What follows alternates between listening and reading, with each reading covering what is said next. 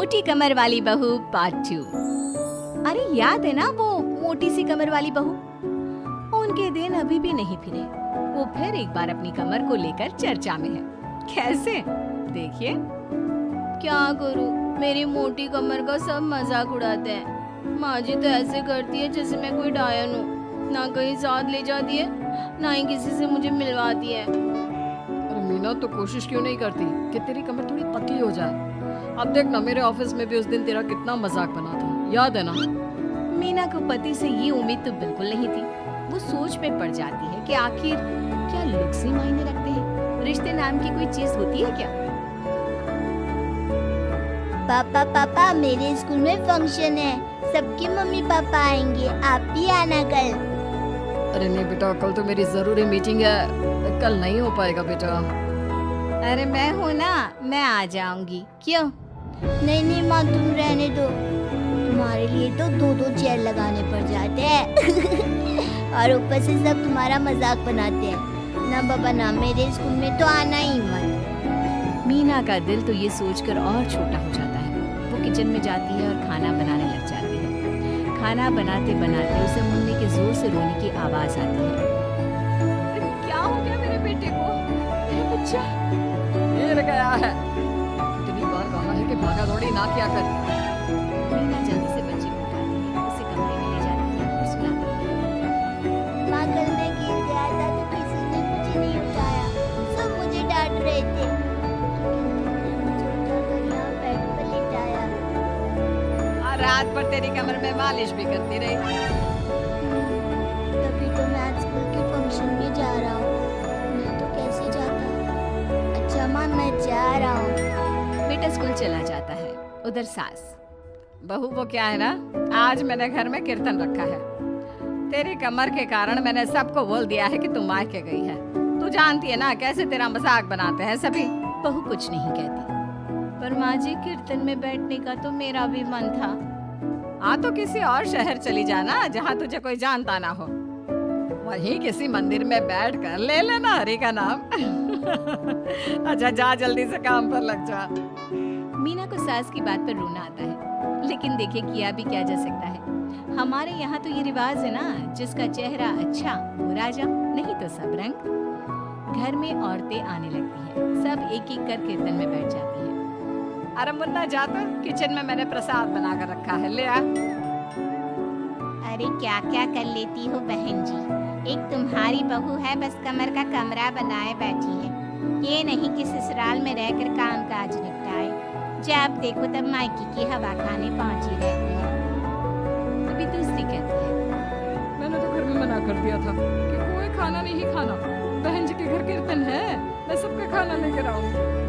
लेकिन यहाँ तो लग रहा है कि प्रसाद के भी लाने पड़े हैं। अरे कर देना पागलों वाली बात, खाना भी बना कर रखा है मैंने।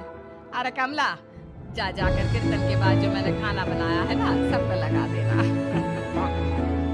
अरे बहू से ज्यादा तो आपके साथ ये कमला ही रहती है। हाँ तो क्या अपना नौकरानी से करवा दी थी बेटे की शादी। कमला किचन में जाती है, जहाँ बेचारी मीना पसीने से तर खाना पीना और किचन के काम में लगी हुई है। कैसी हो भाभी, ऐसी सास के साथ कैसे गुजारा कर रही हो? पता है बाहर कह रही है कि सारा खाना और प्रसाद उन्होंने बनाया है। कोई बात नहीं ना कमला, वो क्या है ना, मेरी कमर मोटी है, इसलिए वो मुझे किसी के सामने नहीं ले जा सकती है। अरे तो मैं कौन सी सुस्मिता सेन हूँ, लेकिन देखो मेरी सास मुझे कितने गर्व से मिलाती है सभी से। देखो मीना भाभी, आपको सबने ये बता रखा है कि आप अच्छी नहीं हो, सुंदर नहीं हो, लेकिन बात ये कि आपका चेहरा इतना प्यारा है कि क्या पता है भाभी, आपके चेहरे के नूर से तो सारा मोहल्ला रोशन है।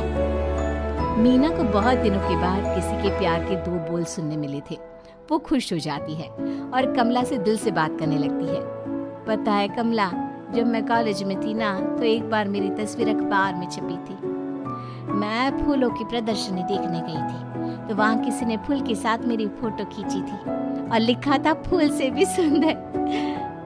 लेकिन अभी भाभी आप ऐसी हो, फूल से भी सुंदर। अरे कमर मोटी है तो क्या हो गया, क्या सब में सारी खूबियाँ होती है? अपनी सास को ही देख लो, ऐसा लगता है जैसे चूल्हे में कोयला जल गया हो। भैया भी माना पतले हैं, लेकिन है तो माँ की तरह काले ही ना। वो तो भला हो भगवान का कि मुन्ना आप पर गया है, गोरा और सुंदर। मीना को कमला की बात समझ में आ रही थी। पहली बार किसी ने उससे अच्छे से बात की थी तो उसे रोना आ जाता है। भाभी एक काम करो ना, कुछ दिनों के लिए मायके होकर आओ। यहाँ तो ना भैया को आपकी कदर है ना ही सास को, और बेटा भी आपको इन लोगों के कहने पर दूर ही रखता है। मीना को कमला की बात ठीक लगती है। सारा कीर्तन निपट जाता है। उसके बाद अरे बहन जी मान गए, इतना सारा खाना और प्रसाद बनाने के बाद भी आपको देख के लगता नहीं कि आप एक बूंद भी थकी, बिल्कुल फ्रेश। बस बहन जी मैं तो हूँ ही कुछ ऐसी ही। सभी चले जाते हैं। तब जाकर मीना किचन से बाहर आती है। अरे कहाँ जा रही है? थक गई हूँ मैं, चाय लेकर आ जा।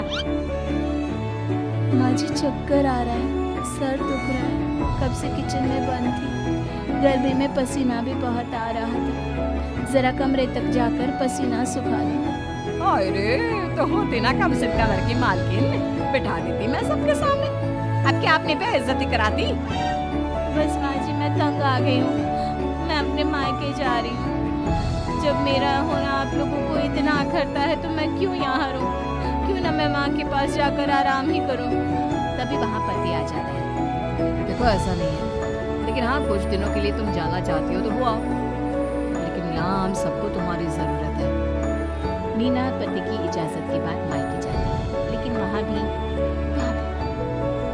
अरे मीना दीदी आज ही आना था क्या आपको? आज तो मेरे मायके वाले आ रहे हैं। दीदी आपकी कमर का मजाक फिर बनाएंगे वो लोग।